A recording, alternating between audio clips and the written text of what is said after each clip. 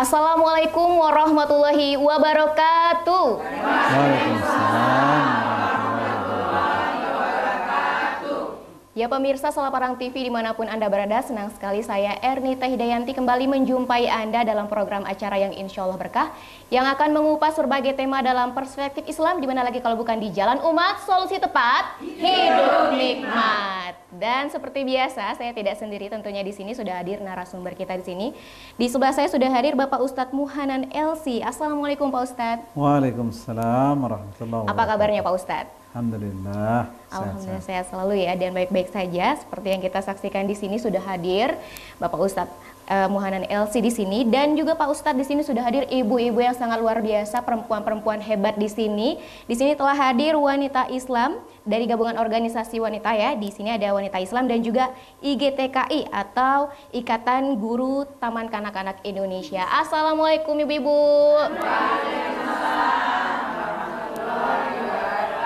Ada yang jilbabnya putih, ada yang kuning, coklat, ada yang pink, manis-manis, cantik-cantik di sini ya semuanya. Ini sehat-sehat semua ibu-ibu? Alhamdulillah. Sehat dong ya, makanya bisa berjalan ke sini, kita bertemu dalam pengajian kali ini Pak Ustadz, tentunya di Jalan Umat. Di sini tentunya di kesempatan kali ini, ibu-ibu yang ada di studio dan juga pemirsa yang ada di rumah, tema yang akan kita bahas tentunya tidak jauh-jauh. Di sini jemaah kita ada wanita-wanita hebat, perempuan-perempuan hebat. Pada zaman dahulu, pada zaman Zahiliyah, perempuan ini sangat direndahkan sekali, tidak dianggap, tidak dihargai begitu. Tapi di masa kini, perempuan sekarang sudah banyak yang hebat-hebat Pak Ustadz. Nah, seperti apa sih sebenarnya peran perempuan dalam Islam di masa kini tentunya? Seperti apa sih batasan-batasan dan hak-hak dari perempuan dalam kehidupan sehari-hari? Nanti kita akan bahas selanjutnya tentunya lebih lanjut lagi bersama Bapak Ustadz Muhanan LC di sini. Namun sebelumnya kita dengarkan terlebih dahulu tausiahnya. Langsung saja kami persilahkan untuk Bapak Ustadz Muhanan LC untuk menyampaikan tausiahnya terkait dengan tema kita, yakni perempuan dalam Islam. Assalamualaikum warahmatullahi wabarakatuh. Bulan Rajab, bulan selamat, ramai orang pergi mengaji, menjawab salam tidak semangat. Kita ulang sekali lagi. Assalamualaikum warahmatullahi wabarakatuh. Waalaikumsalam warahmatullahi wabarakatuh. Innal hamdalillah nahmaduhu wa nasta'inuhu wa nastahdihi wa na'udzu billahi min syururi anfusina wa sayyiati a'malina. May yahdihillahu fala mudilla lahu wa may yudlil fala hadiya lahu. Asyhadu an la ilaha illallah wahdahu la syarika lahu wa asyhadu anna Muhammadan abduhu wa rasuluh. Ya ayyuhalladzina amanu taqullaha haqqa tuqatih wa la tamutunna illa wa antum muslimun. Amma ba'du. Pertama kalinya puji syukur kita panjatkan kepada Allah Subhanahu wa taala, sampai hari ini kita masih sehat walafiat, mendapatkan nikmat yang banyak dan anugerah yang banyak dari Allah Subhanahu wa taala. Mudah-mudahan semua nikmat itu menjadi spirit terbesar kita untuk selalu beribadah kepada Allah Subhanahu wa taala. Salawat dan salam kepada Nabi kita Muhammad sallallahu alaihi wasallam, semua keluarga dan sahabat-sahabatnya, dan mudah-mudahan kita semua dapat meniti jalan sunnahnya hingga hari kiamat nanti. Pemirsa Salaparang TV, Bapak Ibu rahimakumullah, sebelum kita membahas tema kita pada sore hari ini, terlebih dahulu saya ingin sampaikan bahwa hari ini kita ada pada hari Jumat, hari yang sangat barokah, di mana kita diperintahkan oleh Rasulullah untuk memperbanyak salawat kita kepada Rasulullah sallallahu alaihi wasallam. Kata beliau dalam sebuah hadis yang sahih, "Inna min afdali ayyamikum yaumul Jum'ah." Sesungguhnya hari yang paling mulia yang kalian miliki adalah hari Jumat. Fihi khuliqa Adam wa fihi qubid. Pada hari Jumat Adam diciptakan, dan pada hari Jumat juga Adam diwafatkan. fihi an-nafkhah, dan pada hari Jumat ini juga akan terjadi tiupan trompet kiamat nantinya. Karena itu kata Nabi, aktsiru alayya minas salawat, maka perbanyaklah selawat kepadaku. Karena sesungguhnya selawat kita itu akan sampai kepada Nabi dimanapun saja kita berada. Para sahabat heran, ya Rasulullah, bagaimana mungkin selawat itu bisa sampai kepada engkau padahal engkau sudah menjadi tanah. Kemudian Nabi SAW bersabda, innallaha harrama alal ardi an ta'kula ajsadal anbiya. Sesungguhnya Allah Subhanahu wa taala mengharamkan atas tanah memakan jasad para nabi, termasuk Nabi kita Muhammad sallallahu alaihi wasallam. Karena itu, ibu-ibu, kita perbanyak selawat kita kepada Nabi di hari Jumat lebih-lebih dan juga di hari yang lainnya. Pemirsa Selaparang TV, Bapak Ibu rahimakumullah, tema kita hari ini adalah peran perempuan di dalam Islam. Tadi di awal sudah disampaikan bahwa kondisi perempuan di zaman jahiliyah sungguh sangat mengenaskan. Kalau kata orang sekarang, ibarat daun pisang dipakai di saat dibutuhkan ketika hujan turun. Begitu hujan sudah reda, daun pisang dibuang di tengah jalan, digilas oleh orang yang lalu lalang.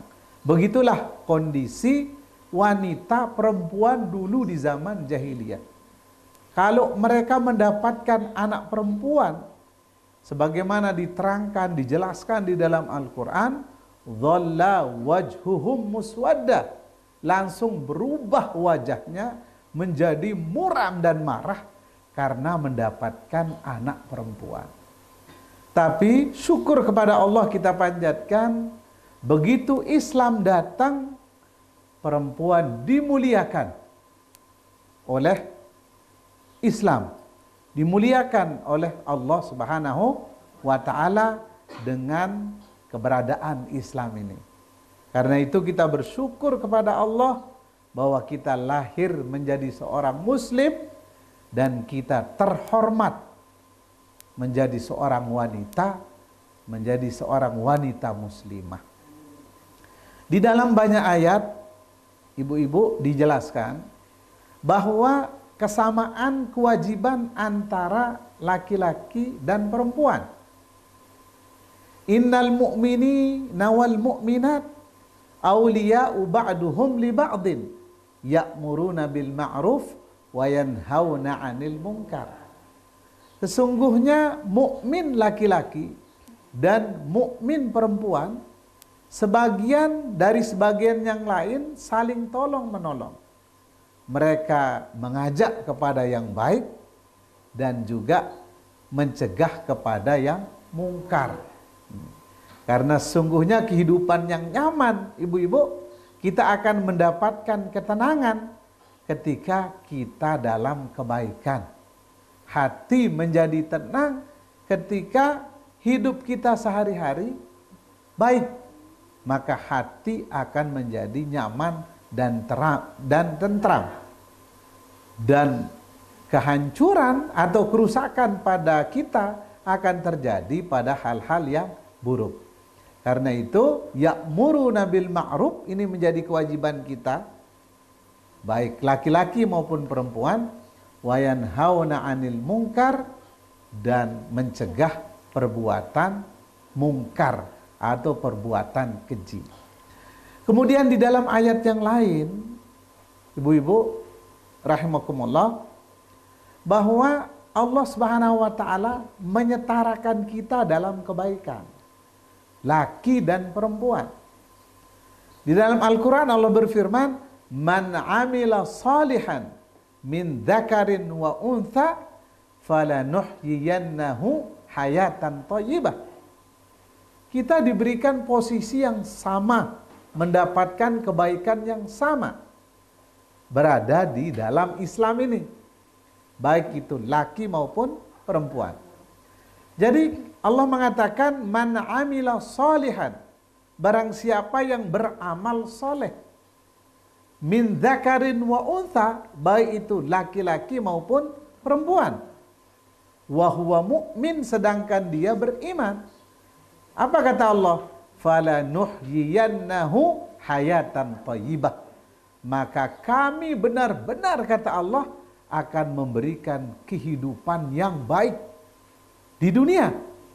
Wala najziyannahum ajrahum bi ahsani ma kanu ya'malun, dan kami akan balas mereka lebih baik dari apa yang mereka kerjakan. Jadi Allah Subhanahu wa taala memposisikan kita itu sama antara laki-laki dan perempuan. Ini kemuliaan Islam. Dulu ketika zaman jahiliyah, perempuan sama sekali tidak mendapat tempat apa-apa. Bahkan harta warisan sama sekali perempuan tidak diberi bagian oleh hukum jahiliyah pada saat itu.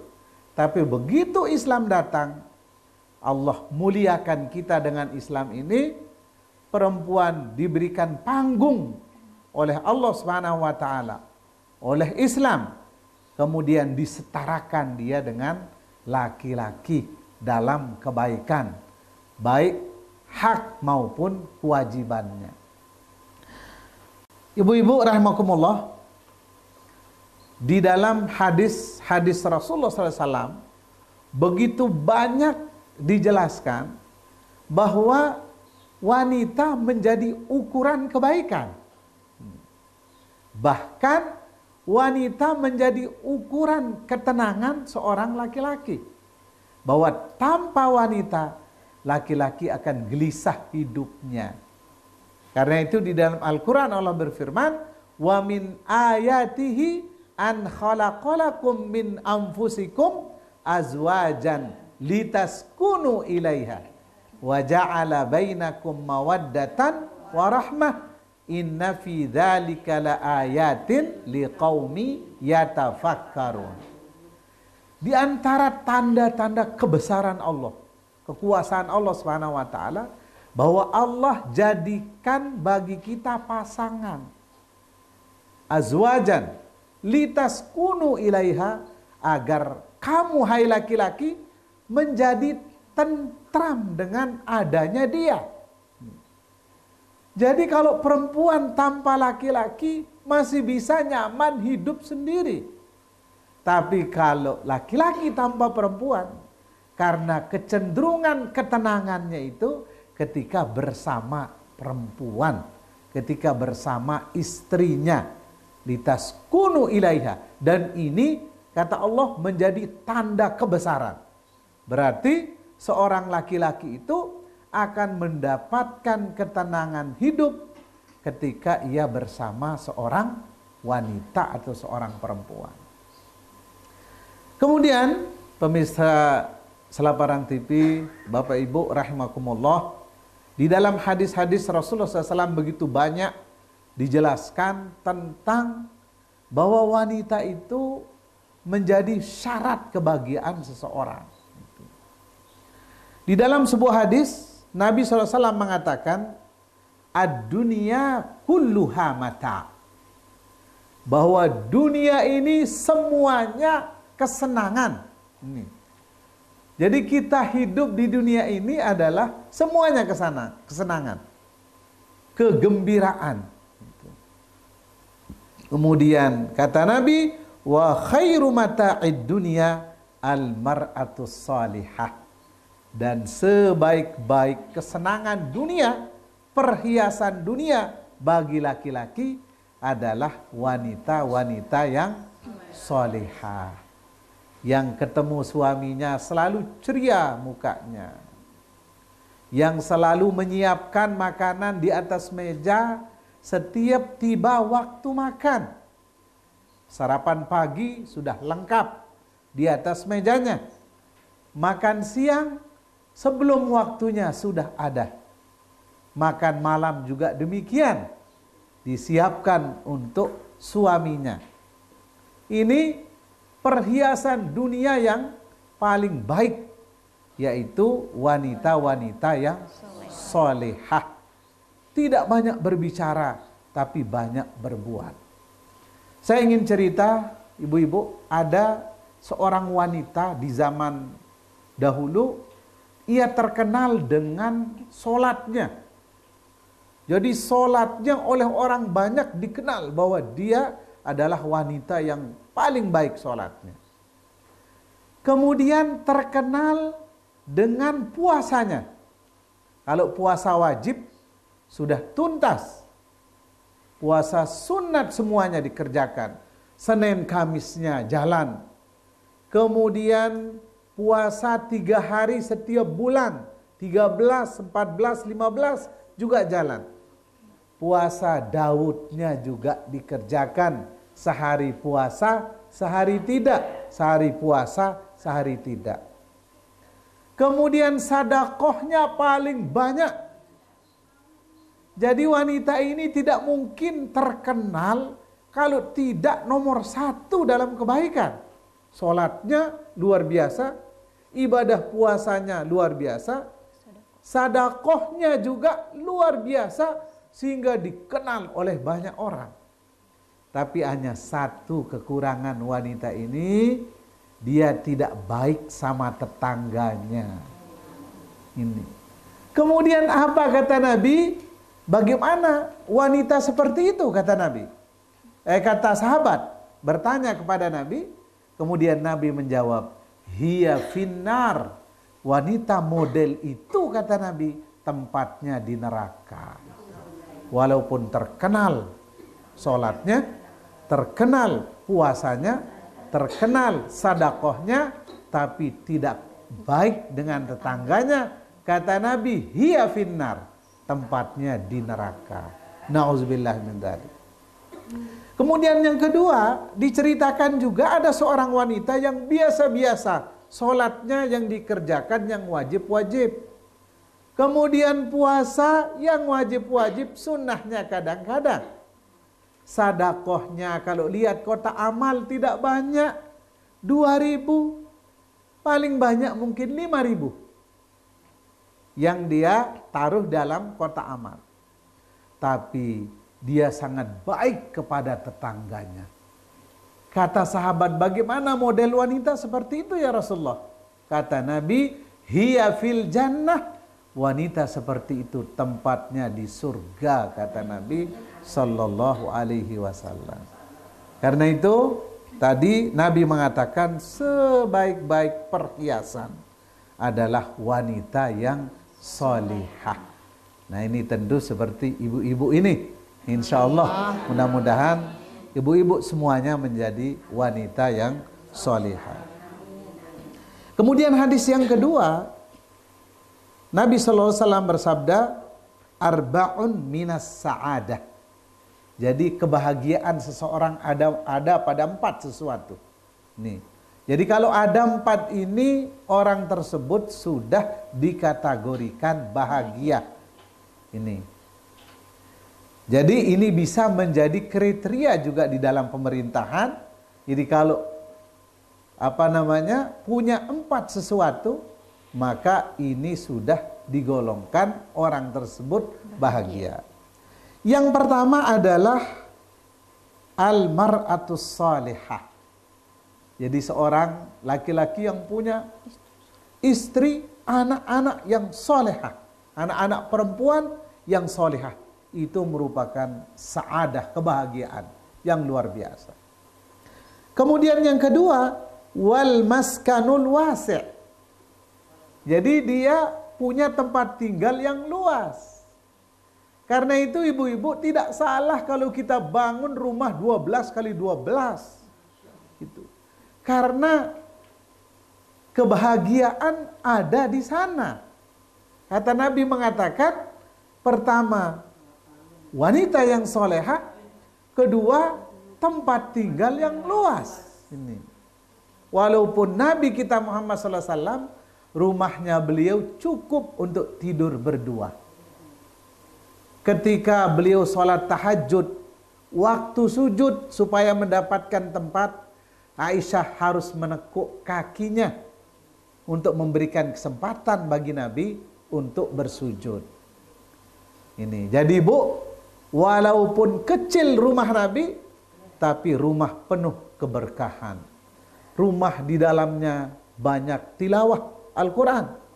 Rumah di dalamnya banyak digunakan untuk sholat-sholat sunat.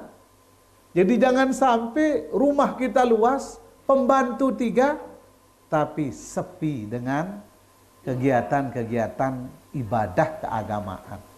Saya kira itu, ibu-ibu rahimakumullah. Insya Allah nanti pada sesi tanya jawab, mungkin kita akan perluas peran perempuan dalam Islam. Iya, itu tadi baru 2 ya, Pak Ustadz ya. Nanti 2 lagi bikin penasaran pasti ibu-ibu di sini ya, pemirsa di rumah juga. Tapi kita harus jeda dulu. Nanti kami akan kembali lagi, tetap bersama kami di Jalan Umat, solusi tepat hidup nikmat.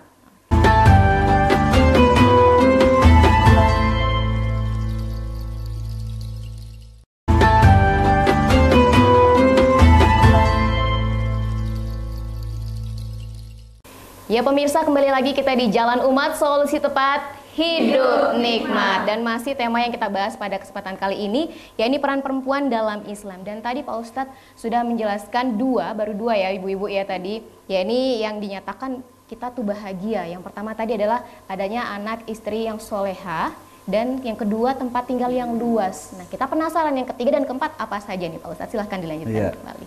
Jadi ibu-ibu rahimakumullah, yang ketiga di antara ciri-ciri orang bahagia adalah memiliki al-jarus soleh, yaitu tetangga yang baik. Nabi SAW bersabda dalam sebuah hadis, ketika kita memilih rumah, maka membeli rumah, maka lihatlah siapa tetangga kita. Karena itu Nabi mengatakan al-jar qabla dar. Lihat tetangga sebelum membangun rumah, sebelum membeli tanah. Karena lingkungan yang baik akan membentuk kita dan juga keluarga dan anak-anak menjadi orang-orang yang baik. Tapi lingkungan yang rusak, maka besar kemungkinan bahwa kita dan anak-anak kita bisa terbawa arus lingkungan yang rusak itu. Karena itu Nabi sangat mewanti-wanti kita ketika ingin membeli rumah atau tanah. Nabi mengatakan al-jar qabla dar. Maka pilihlah tetangga yang baik sebelum kita membangun rumah atau membeli rumah. Kemudian yang terakhir, yang keempat adalah al-markabul hani, yaitu kendaraan yang bagus, kendaraan yang representatif. Jadi kalau kita punya anak 6, maka kita harus punya kendaraan yang besar. Fortuner, Innova, atau Pajero. Karena di situ kebahagiaan. Tapi semua kebahagiaan ini kita bingkai dalam kerangka menjalankan perintah Allah Subhanahu wa ta'ala dan sunnah Rasulullah Sallallahu Alaihi Wasallam. Silahkan kita kaya sekaya-kayanya, tapi lihat dalam kekayaan itu ada hak orang lain, ada hak orang fakir miskin. Sebagai penutup saya ingin bercerita. Di Arab Saudi ada seorang kaya keempat di Saudi Arabia, namanya Sulaiman Ar-Rajhi. Beliau yang punya bank di Arab Saudi memiliki kekayaan 72 triliun. Sekarang ini beliau memilih menjadi orang miskin, menjadi orang biasa-biasa. Beliau berikan semua hartanya dikelola oleh ahli warisnya, termasuk kebun kurma yang beliau miliki antara Riyadh dan Qasim di Saudi Arabia sebanyak 5.466 hektar. Jadi semua buahnya, hasil panennya disedekahkan untuk kepentingan kaum muslimin. Setiap tahunnya kebun kurma itu menghasilkan 200.000 ton lebih, dan itu disedekahkan buat kepentingan kaum muslimin. Karena itu silahkan kita kaya sekaya-kayanya, tapi jangan lupa di dalam kekayaan itu ada hak orang-orang yang membutuhkan. Begitulah peranan kita sebagai seorang wanita, tidak hanya sekedar hidup begitu saja, tapi kita hidup dalam bingkai aturan agama kita. Terima kasih. Iya, itu dia ya, kalau misalnya kaya, tapi kalau misalnya dibelanjakan ke tempat yang baik, mungkin itu berkah jadi Ustadz ya. Iya. Nah ini ibu-ibu ini tadi apakah sudah termasuk menjadi wanita-wanita yang bahagia dari 4 yang tadi sudah disebutkan? Sudah punya Pajero, Bu? Insya Allah ya. Oke. Dan langsung saja masih dengan tema kita tentunya ibu-ibu yang mungkin ada yang penasaran, mungkin ada yang mungkin masih menjanggal di hati, mungkin silahkan yang ingin bertanya kepada Pak Ustadz, silahkan kami persilahkan untuk ibu-ibu baik dari IGTKI ataupun juga dari Wanita Islam, kami persilahkan. Ya, silahkan. Terima kasih. Bentar, pakai mic Bu ya, di belakang. Oke, sebutkan nama dan dari organisasi mana. Ya, terima kasih. Assalamualaikum warahmatullahi wabarakatuh. Waalaikumsalam warahmatullahi wabarakatuh. Saya Yulpaida dari organisasi Wanita Islam Lombok Timur. Terima kasih kepada Bapak Tuan Guru yang sudah menyampaikan materi tentang wanita gitu ya. Dari paparannya gitu memang kita diajak bermimpi gitu ya untuk menjadi wanita solihah gitu, karena itu kunci keselamatan gitu. Tetapi terlebih gitu ketika kita berada di ranah publik misalnya ya, termasuk saya karena kebetulan wanita bekerja gitu, ternyata tantangannya cukup besar gitu untuk kita bisa mempertahankan nilai-nilai keislaman gitu. Walaupun kita sudah tahu, tetapi untuk mempertahankan nilai-nilai solihah itu ternyata tidak mudah. Apalagi di zaman ini perkembangan teknologi, terutama yang diwakili dengan media komunikasi gitu, itu bisa menjadi jebakan juga gitu ya. Sering kita dengar gitu ya cerita di dunia kerja itu, bahkan godaannya itu sampai misalnya saja terjadi banyak perselingkuhan gitu ya. Belum lagi kemudian dilema dengan kerja-kerjaan gitu yang harus kadang-kadang kejar tayang gitu. Akhirnya kadang-kadang menomorduakan urusan agama misalnya. Nah, kira-kira dari sini Bapak Tuan Guru mohon kira-kira nasihat agama yang bisa menjadi kiat-kiat kita gitu ya, supaya bisa bertahan gitu, survive gitu, supaya tidak tergerus gitu ya. Kemudian tambahannya sedikit gitu ya. Saya juga pernah menemukan kasus seorang teman bahwa ketika dia kerja gitu, dilemanya itu karena dia perempuan, seorang istri gitu, ada batasan dari suami gitu ya, sehingga di dalam melaksanakan tugas kadang-kadang dia tidak maksimal. Nanti ketika ditanya atau misalkan ada dia yang mempertanyakan itu gitu, alasannya gitu, suaminya itu mengatakan begini gitu, kalimatnya simple tapi nohok gitu loh. Jadi kamu itu kewajibannya taat kepada saya dulu gitu, baru kerjaan kamu gitu kira-kira. Nah ini kira-kira pandangan agama gitu ya Bapak Tuan Guru gitu, supaya kita bisa betul-betul selamat gitu, kerja di luar rumah tetapi selamat juga tetap menjadi wanita solihah gitu. Mungkin ini ya, terima kasih. Wassalamualaikum warahmatullahi wabarakatuh. Waalaikumsalam warahmatullahi wabarakatuh. Langsung aja Pak Ustadz dijawab pertanyaannya ya.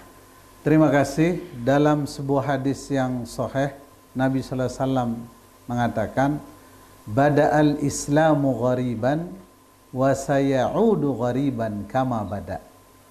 Jadi Islam ini dulu mulai datang dianggap asing oleh orang-orang. Jadi bahkan Nabi SAW ketika berdakwah pertama ke Taif, itu bukan sambutan kebahagiaan yang diberikan oleh orang-orang Taif, tapi dilempar. Sampai Nabi bercucuran darah melalui kakinya. Bahkan malaikat Jibril menawarkan untuk menggencetkan gunung kepada penduduk Taif. Tapi Nabi kita Muhammad SAW mengatakan, innahum qaumi fa innahum la ya'lamun. Mereka itu kaumku, mereka belum tahu. Hanya saja mereka belum mengerti, belum memahami risalah agama Islam yang saya bawa ini. Jadi itu. Jadi Islam ini akan kembali asing dianggap oleh orang sekarang sebagaimana dulu ketika awalnya datang. Sehingga ibu-ibu, sekarang banyak orang ketika kita rapi berjilbab, kemudian orang menganggap kita macam-macam. Orang menganggap kita lain-lain. Ini.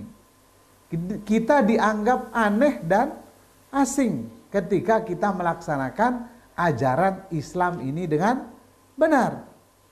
Makanya Nabi kemudian mengatakan, tuba lil ghuraba, berbahagia sekali bagi orang-orang yang dianggap asing. Siapa mereka? Alladzina yatamassakuna bisunnati inda fasadin nas. Itu orang-orang yang memegang teguh ajaranku, kata Nabi, ketika di sekeliling orang semua pada rusak. Nah ini, jadi ibu-ibu, dibutuhkan istibar. Itu sabar yang lebih dalam menjalani kehidupan saat ini, yang kehidupan ini sudah banyak yang jauh dari ajaran agama kita. Karena itu irsyadu ustaz, nasihat para tuan guru, para ustadz, sangat kita butuhkan dalam kehidupan kita sekarang ini. Lebih-lebih mohon maaf ibu-ibu, di saat sekarang dunia internet yang luar biasa. Jadi saya lihat di beberapa tempat orang sering membuat sejenis TikTok, apa namanya itu. Ya, itu kemudian dia lupa kalau dia perempuan. Dia lupa kalau dia punya suami. Dia lupa kalau dia punya bapak. Jadi boleh saja kita bermedsos, tapi dengan cara yang benar. Tidak mengumbar diri. Karena pertama, kita wanita dan kita punya suami, lebih-lebih yang sudah punya suami. Nah, termasuk yang muda, kita harus tetap menjaga diri. Iffah. Itu jangan sampai ada orang yang berniat jahat dengan kita itu. Jadi kita butuh alistibar, kesabaran yang lebih dalam menjalani kehidupan saat ini yang kebanyakan orang sudah jauh dari ajaran agama. Itu pertama. Kemudian yang kedua terkait dengan perempuan sebagai wanita karir atau bekerja di luar rumah. Apakah agama kita memberikan toleransi bagi wanita-wanita yang bekerja di luar? Para ulama mengatakan bahwa tidak ada masalah bagi wanita yang ingin bekerja membantu suami. Tidak ada masalah. Tapi pekerjaan itu dibatasi, pekerjaan yang cocok dan pas buat seorang wanita. Jangan sampai seorang wanita menjadi supir truk atau ojek online atau petinju atau yang lainnya. Tapi pekerjaan yang cocok dengan perempuan. Yang pertama misalnya pekerjaan yang pas buat perempuan adalah al-khiyatah, kata para ulama. Yaitu menjadi tukang jahit. Nah, ini pekerjaan yang cocok buat perempuan, menjadi tukang jahit. Kemudian yang kedua, wat tatbit, yaitu menjadi dokter. Karena perempuan butuh pengobatan kepada dokter perempuan. Lebih leluasa bertanya, lebih leluasa ketika berinteraksi dengan dokter sama-sama perempuan. Kemudian yang ketiga, at-tamrid, menjadi perawat. Jadi ibu-ibu kalau punya anak perempuan, cita-citakan untuk dia pertama menjadi tukang jahit, atau menjadi dokter, atau menjadi perawat. Ini. Kemudian yang keempat, wat tadris, menjadi guru. Ini. Jadi tidak ada masalah. Bagus. Ini perempuan, apalagi anak-anak TK, kalau diajar oleh guru laki-laki. Ya, ibu-ibu, pemirsa Selaparang TV yang dirahmati Allah Subhanahu wa taala. Yang kedua, batasan-batasan wanita boleh bekerja di luar rumah adalah yang kedua, al-hajatu ilal mar li taufiri ihtiyajatiha ad-daruriyah, yaitu bekerja di luar rumah untuk mendapatkan harta untuk menyambung hajat hidupnya, terutama kebutuhan primer. Misalnya sendirian, dia tidak punya suami, maka tidak ada masalah dia bekerja di luar rumah untuk mendapatkan rezeki buat dia dan juga untuk anak-anaknya. Kemudian yang ketiga, khulu bi'atil amal min irtikabil muharramat. Jadi lingkungan tempat kerja kita adalah bukan lingkungan yang penuh dengan hal-hal yang haram. Jadi lingkungan yang bersih dari hal-hal yang tidak dibenarkan oleh agama kita. Contohnya seperti berpergian tanpa mahram, atau pergi nyurpe dibonceng oleh orang lain. Ini jadi tidak dibolehkan di dalam agama. Jadi kita dibawa oleh orang yang bukan mahram, kemudian kita keliling kemana-mana karena dikhawatirkan terjadi hal-hal yang tidak diharapkan. Nah, kemudian yang terakhir adalah alla yuaddi biha al-amal ila tafrid. Jadi jangan sampai pekerjaan kita itu malah membuat kewajiban kita yang paling utama terabaikan. Misalnya kewajiban kita sebagai seorang istri, kewajiban kita sebagai ibu terhadap anak-anak kita. Jadi kita abaikan. Imam Syafi'i, ibu-ibu, beliau hidup miskin bersama anaknya. Ini, ibunya Imam Syafi'i, itu beliau hidup miskin bersama Imam Syafi'i. Tapi karena didikan ibunya yang luar biasa, Imam Syafi'i dalam umur 7 tahun, beliau mampu ngafal Al-Quran. Dalam umur 20 tahun, beliau menjadi mufti, menjadi ulama besar, tempat orang berkonsultasi tentang agama. Kemudian beliau Imam Syafi'i mandiri, bahkan berangkat bersama kafilah dari Mekah ke Madinah untuk menuntut ilmu. Sampai di Madinah naik onta dari Mekah kurang lebih 8 hari. Sampai di Madinah waktu sholat asar. Apa yang beliau lakukan selama 8 hari? Di perjalanan, beliau Imam Syafi'i mampu menamatkan Al-Quran 18 kali dalam 8 hari. Artinya beliau mampu khatam Al-Quran 2 kali sehari dari Mekah menuju Madinah. Ini berkat siapa? Berkat ibu-ibu yang tangguh, yang mendidik anak-anaknya menjadi soleh, sehingga anaknya menjadi orang-orang hebat, luar biasa, bahkan dikenang sampai hari ini. Gitu, terima kasih. Bagaimana Ibu untuk jawabannya? Oke, ya semoga saja di sini adalah ibu-ibu yang tangguh ya. Ini semua pasti ibu-ibu kita ini adalah penjahit, jahitin seragam anaknya ya Bu ya.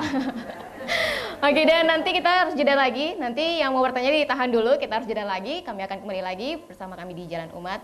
Solusi tepat, hidup nikmat.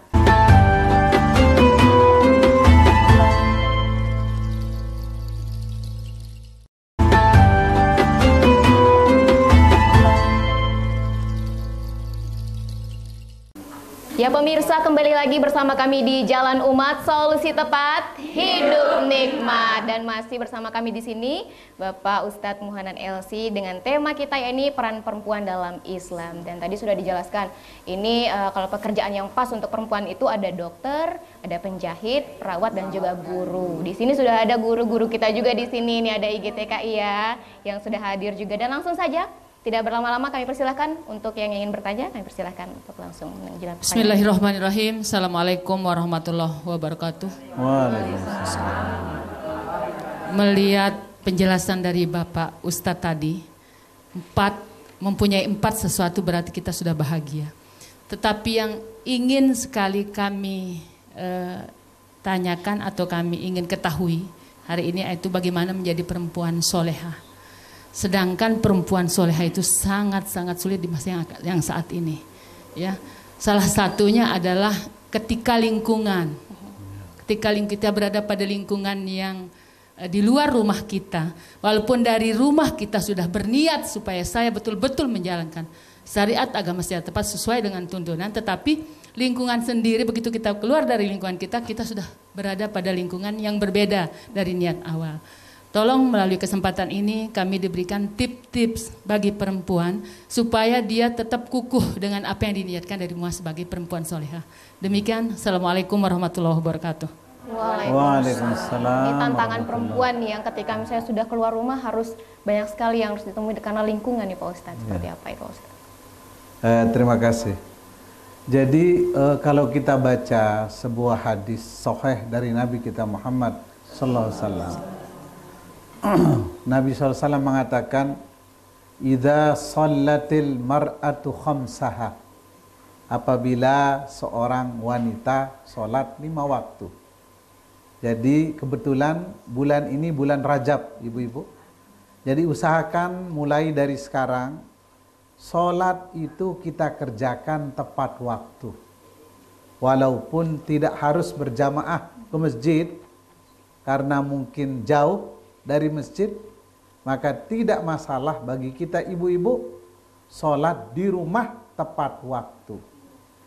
Karena sholat ini merupakan tali kita dengan Allah. Jadi sambungan kita dengan Allah. Kalau putus sambungan ini, maka itulah yang membuat kemudian hati kita menjadi tidak menentu. Ini. Jadi hubungan ini harus kuat. Hablum minallahnya. Hubungan kita dengan Allah melalui sholat 5 waktu ini. Jadi kalau sholat kita sudah rapi, maka insya Allah pekerjaan-pekerjaan yang lain menjadi baik. Ini ukurannya. Jadi sholat harus bagus dan harus tepat waktu. Nah, kenapa begitu mulia sholat ini, Bu-ibu?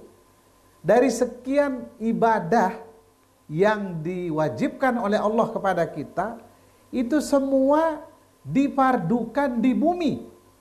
Kecuali sholat dipardukan di langit. Ini. Jadi Nabi itu menjemput kewajiban sholat itu ke langit bersama malaikat Jibril. Sampai-sampai orang-orang kafir tidak percaya karena memang Ibu disebutkan di dalam riwayat bahwa bumi ke langit ini jaraknya, bumi ke langit pertama itu jaraknya 500 tahun perjalanan. Jadi 500 tahun. Kemudian dari bumi kedua ke ketiga juga sama. Sampai langit ketujuh, gitu langit ketujuh, setiap langit itu jaraknya perjalanan 500 tahun. Nah, di setelah langit ketujuh itu Ibu, ternyata di sana ada laut. Setelah langit ketujuh. Dan dasar laut ke permukaannya juga itu perjalanan 500 tahun. Kemudian di atas itulah baru Arsyur Rahman, arasnya Allah Subhanahu wa taala. Nah, disitulah Nabi dipanggil oleh Allah Subhanahu wa taala untuk menerima kewajiban sholat ini. Jadi kalau sholat kita sudah baik, maka insya Allah yang lain menjadi baik. Istiqomah kita akan menjadi lebih baik. Kemudian ibadah-ibadah kita juga akan menjadi lebih baik ketika kita memelihara sholat ini. Makanya Nabi pertama sekali mengatakan, idza shallatil mar'atu khamsaha, apabila wanita-wanita sudah sholat 5 waktu. Wa shamat syahraha, kalau bulan puasa dia juga bersemangat untuk berpuasa. Ini puasa sebentar lagi Ibu-ibu, tinggal 2 bulan. Rajab, Sya'ban, kemudian Ramadan akan segera tiba. Kemudian wahafizat farjaha, dia jaga dirinya, tidak sedikit-dikit selfie, sedikit-dikit cerai, tidak begitu. Dia jaga dirinya sebagai seorang perempuan. Dia tidak nge-share sana kemari. Dia jaga diri dan anak-anak perempuannya itu. Kemudian wa ata'at zaujaha, dia taat kepada suaminya. Di rumahnya surganya. Ketemu suaminya merasa tenang luar biasa. Sungguh tenang rasanya ketika bersama suami di dalam rumah. Bahkan Nabi Ibu-ibu itu sering melakukan undian. Karena istri Nabi pernah madu 9. Itu beliau untuk menyenangkan hati istrinya, beliau melakukan undian. Yang keluar di undian itulah, dengan itu beliau keluar rumah, itu jalan-jalan. Tidak yang muda saja. Kalau yang tua keluar di undian, maka Nabi akan keluar bersama yang tua. Indah sekali kehidupan Nabi kita Muhammad sallallahu alaihi wasallam. Maka dengan menjalankan hadis tadi, kita akan mendapatkan kebahagiaan. Kalau sudah bahagia, insya Allah keistiqomahan akan bisa terjaga. Itu Ibu-ibu. Berarti yang dijaga itu dasarnya pertama sholatnya ya Pak. Sholat ya? kita jaga. Sholatnya Bu ya, biar menjadi wanita yang sholihah ya. Oke, satu pertanyaan lagi sebelum kita tutup acara ini. Silahkan, satu pertanyaan lagi. Assalamualaikum warahmatullahi wabarakatuh. Belum. Alhamdulillah, sore hari ini kita perempuan-perempuan mendapat banyak sekali hal-hal yang perlu kita perbaiki diri kita barangkali. Karena dengan penjelasan tadi merasakan bahwa ada kekurangan dari kami ini, terutama diri saya. Yang ingin saya tanyakan ini tentang tetangga. Kita membeli rumah harus melihat tetangga, tetapi kadang-kadang kita kan belum tahu. Kita sudah punya rumah, ada tetangga lain. Nah, tetangga kita mungkin, kalau kita mungkin baik, tetapi tetangga kita tidak baik. Nah, untuk menjadi kita baik-baik itu gimana? Kiat-kiat kita memberikan pengertian barangkali untuk bisa kita sama-sama baik. Karena kita merasa baik tetapi yang lain tidak baik. Ini bagaimana solusi kita untuk memberikan penjelasan agar mereka tidak tersinggung mungkin. Karena dari tetangga, bukan hanya di tetangga, mungkin teman-teman juga ada yang seperti itu kita lihat. Tapi kita memberikan penjelasan kepada mereka gimana kiatnya Pak supaya tidak tersinggung barangkali, karena memang perempuan perempuan ya sudah kita ketahui ada-ada saja sesuatu yang sensitif ya. Ya hal-hal yang begitulah barangkali Tuan Guru yang perlu kita ketahui, bagaimana kiat-kiat kita memberikan penjelasan kepada teman-teman kita perempuan atau wanita-wanita ini supaya dia tidak tersinggung. Kita memberikan penjelasan tentang bagaimana caranya kita supaya berbaik-baik bersama tetangga atau dengan teman-teman sendiri. Ya. Mungkin ini aja Tuan Guru. Makasih. Assalamualaikum warahmatullahi wabarakatuh. Waalaikumsalam warahmatullahi wabarakatuh. Terima kasih. Ini pertanyaan yang sangat bagus sekali. Jadi Nabi kita adalah contoh yang paling sempurna bagaimana beliau bertetangga. Jadi Nabi SAW tidak selalu tetangganya orang Muslim, tapi beliau memiliki tetangga non-Muslim juga. Ada tetangga beliau yang non-Muslim selalu menimpuki kotoran onta setiap hari di rumah Nabi. Tapi Nabi dengan senang hati membersihkan dan tidak marah. Tapi selang beberapa waktu tidak ada lagi kotoran di rumah Nabi. Nabi bertanya kepada sahabat tetangga-tetangga yang lain, kemana orang yang tiap hari berlangganan dengan saya kok hari ini tidak ada? Kemudian diberitahukan Nabi ternyata tetangganya itu sakit. Tetangganya itu non-Muslim. Apa yang beliau lakukan? Nabi tidak kemudian mendoakan supaya parah. Dan kalau bisa mati saja. Tapi Nabi datang menjenguknya. Begitu dia buka pintu, kaget. Bahwa yang menjenguknya adalah musuhnya. Yang setiap hari dia lempar kotoran onta di depan rumahnya. Kemudian orang itu menangis dan mengatakan, asyhadu an la ilaha illallah wa annaka rasulullah. Saya bersaksi tidak ada Tuhan selain Allah dan engkau adalah nabi utusan Allah. Jadi di dalam Al-Quran Allah juga mengatakan idfa billati hiya ahsan. فَإِذَا الَّذِي بَيْنَكَ وَبَيْنَهُ عَدَاوَةٌ كَأَنَّهُ وَلِيٌّ حَمِيمٌ. Jadi kita jawab keburukan orang itu dengan kebaikan yang lebih baik dari apa yang dia lakukan. Kalau ketemu misalnya di pasar orang yang tidak suka dengan kita, tawarin dia belanjaan, kita yang belikan, bayarin. Kalau dia ngambil minyak yang 1 liter, tawarin yang 2 liter biar saya yang bayar. Kalau dia mau ngambil daya misalnya, mohon maaf saya sebut merek, ya. Jadi kasih dia yang lebih mahal. Kalau dia ngambil 1, berikan dia 2. Maka yang tadinya dia punya niat buruk kepada kita akan sirna, kemudian dia akan menjadi teman dekat kita. Makanya kata Allah, فَإِذَا الَّذِي بَيْنَكَ وَبَيْنَهَا عَدَاوَةٌ كَأَنَّهُ وَلِيٌّ حَمِيمٌ. Yang tadinya kita ada permusuhan, tapi karena kita selalu baik kepada dia, maka dia menjadi teman setia kita. Nah ini yang kita lakukan, sebagaimana juga Nabi melakukan itu kepada yang non-Muslim. Lebih-lebih kepada yang Muslim kita harus lakukan lebih dari itu. Terima kasih. Itu ya, mungkin sabar juga ya Pak Ustadz ya, harus dijaga seperti itu. Itu dia Ibu ya, diambil 1 kasih 2 gitu ya.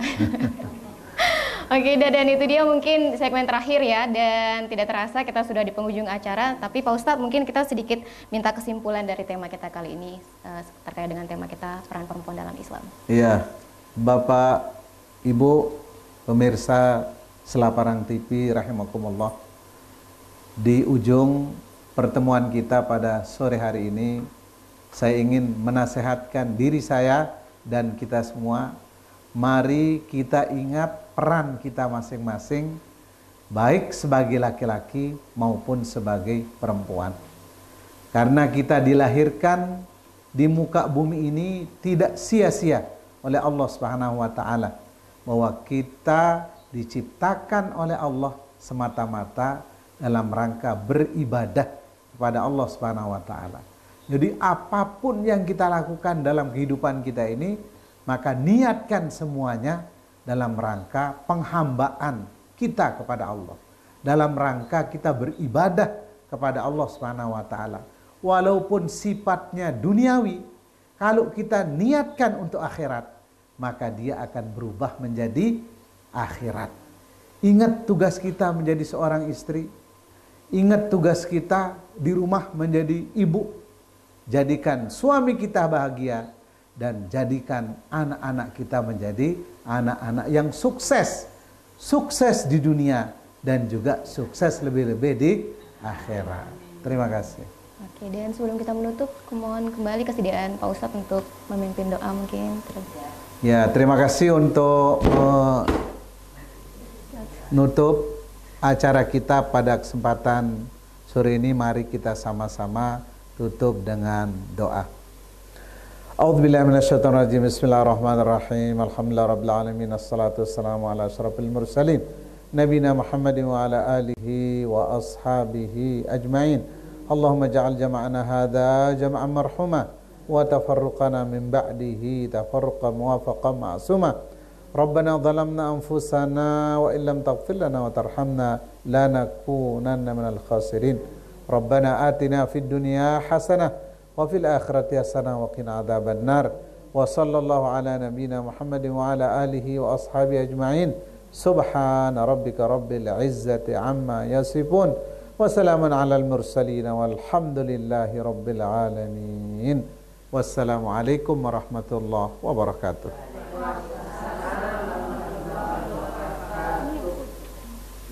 Ya pemirsa dan ibu-ibu yang sudah hadir, terima kasih tentunya dengan berakhirnya pembacaan doa tadi, maka berakhir pula jalan umat kali ini dan semoga saja kita bisa menjadi pribadi yang sholihah.